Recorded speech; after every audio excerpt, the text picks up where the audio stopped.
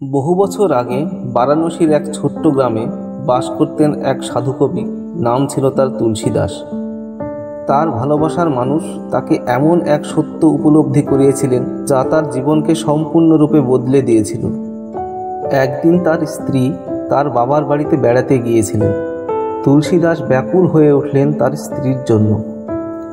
তুলসী দাস সারাক্ষণ মন খারাপ করে তার স্ত্রী রত্নাবলীর কথা মনে করছেন। তার মন একটুও স্থির নেই। রত্নাবলী, তুমি কোথায়? তোমার হাসি, তোমার ভালোবাসা সব মনে পড়ছে। যদি তোমার কাছে যেতে পারতাম তাহলে মনে হয় সব ঠিক হয়ে যেত। এই বলে তুলসী দাস তার শ্বশুর বাড়ির উদ্দেশ্যে রওনা দিলেন। সেই সময় প্রচণ্ড ঝড় ও বৃষ্টি হচ্ছিল, কিন্তু তুলসী দাস দমে যাওয়ার মানুষ নন। ঝড় ও বৃষ্টি কিছুতেই তাকে আটকাতে পারবে না। তিনি ছুটলেন নদীর পাড়ে। হঠাৎ তিনি একটা কিছু দেখতে পেলেন, একটা মরদেহ। এটা কাঠ মনে হচ্ছে, এটা দিয়েই নদী পার হব। নদী পার হওয়ার পর তার শ্বশুর বাড়ির পাঁচিল বেয়ে উঠতে গিয়ে দড়ি মনে করে একটি সাপকে ধরে দেওয়ালে উঠেন। তুলসী দাস খুব কষ্ট করে রত্নাবলীর বাড়ি পৌঁছান। রত্নাবলী দরজা খুলে তাকে দেখে চমকে ওঠে।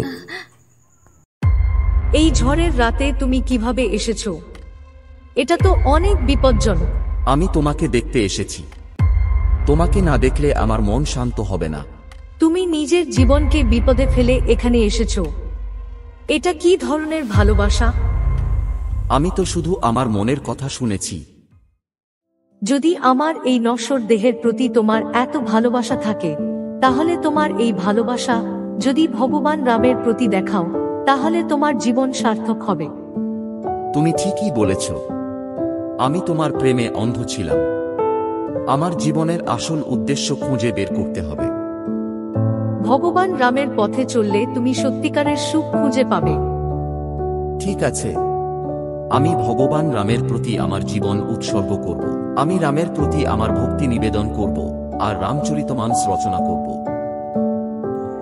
এরপর তিনি কাশীতে যান এবং রামচরিতমানস রচনা শুরু করেন।